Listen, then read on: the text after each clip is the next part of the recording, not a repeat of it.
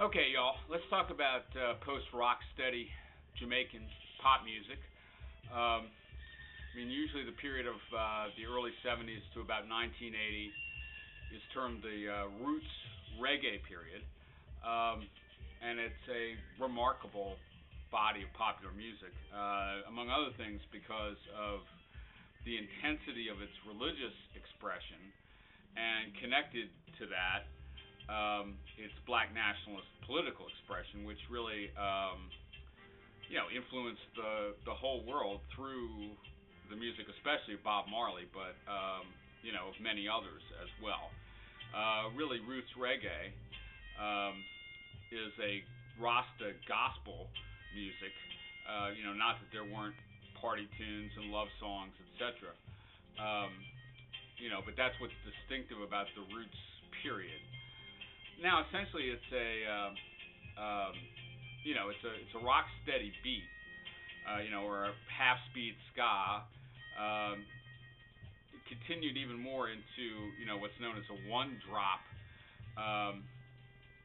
There's actually a Bob Marley song called One Drop, which is a drum pattern that features sort of one smack per measure on the three, I think it is, and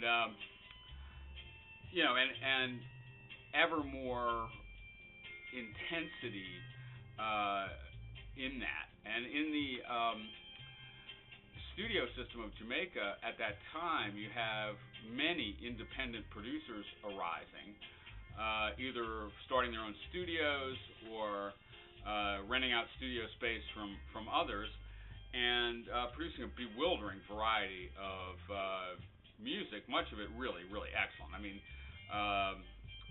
Lee Scratch Perry or 90 The Observer. You can't say that the studio quality, the quality of the recording or production is as good, as it would have been at that time in L.A. or Nashville or London, but it's more interesting maybe. It's less processed, especially because you have bizarre eccentrics like Lee Scratch Perry, who said that he got, the first 4 tracks from the musicians and the other 12 from outer space. Lee Scratch Perry was, the first producer for Bob Marley and the Wailers during, Bob Marley and the Wailers had been around since near the beginnings of ska as teenagers, but in the roots period and for their first roots record, Duppy Conqueror or African Herbsman, Lee Perry was the producer. Now, it's like I say, it's a remarkable body of work, and it changed, among other things, the rhythm of world music. The kind of changes I was describing right at the end of the rock steady period, where you have DJs rapping or toasting over dub tracks, continued with remarkable intensity in the 70s and was explored fully. Now, King Tubby, the great dub master, ran a stereo repair shop in Kingston, and did this magic to pre-existing tracks where he re-articulated them, filled them with echo, removed and reinserted the vocals, brought in snatches of other songs or foreign sounds or beeps. It's especially an approach favored by some of his proteges like Scientist or Prince Jammy, and really tore apart and reassembled songs, shattered them, and put them together in a different order. Michael Veal, in his wonderful book Dub, Soundscapes and Shattered Songs in Jamaican Reggae, which I strongly recommend to you, is one of the best works in ethnomusicology that I've ever read, talks about that echo and the creation of a kind of audio space through reverb effects as itself a political statement, as a statement of, as a way of occupying space, or as an image of return. This echo itself was a kind of image of repatriation. Now, again, one purpose of the dub mix is to provide a underpinning for DJ records, and pretty soon in the 70s you get conscious or reality type of DJs who are really essentially making very strong and interesting but often amusing as well political statements on the sound systems of Jamaica. People like Big Youth or Iroy, who are the first rappers, although the style is very different than the style that would be developed in the Bronx in the late 70s. Now, in fact, the origin of hip hop, usually the guy who's accounted the first hip hop DJ is Kool Herc, playing parties in the South Bronx with turntables and really basing his approach on the sound systems of Jamaica, which is where he grew up.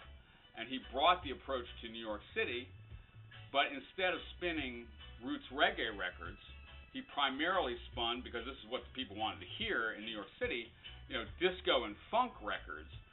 But he started tearing them up on the fly, as Tubby did in, his studio. So he started working the turntables as a way of altering and shaping the sound, and then providing a context for rappers who, in Jamaica, a DJ is a rapper.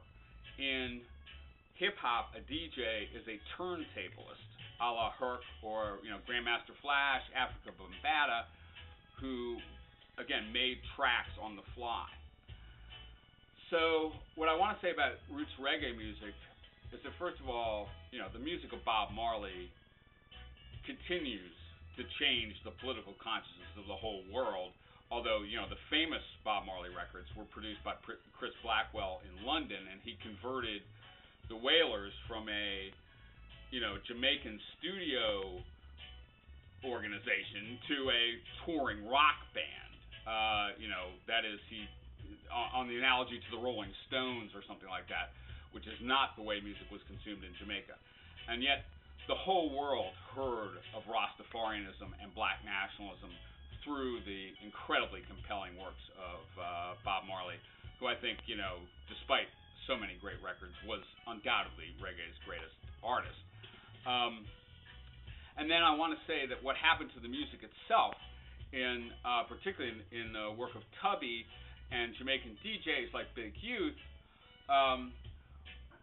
was, first of all, the beginning of postmodernism in pop music. The shattered soundscape, the collage as a way of making a pop song, appropriation, the destruction of intellectual property, and also the beginnings of hip-hop, which also, to a remarkable degree, is a black nationalist musical expression and a black nationalist religious musical expression, as we're going to explore in the next bit. That's Augustus Pablo in the background, by the way. I don't know if you can hear it on this shitty